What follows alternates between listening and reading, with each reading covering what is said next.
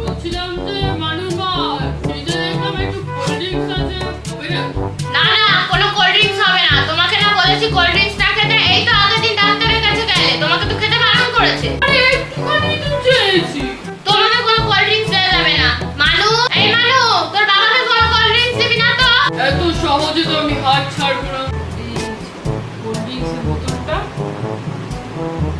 এবার আমি আমার কাজ করব।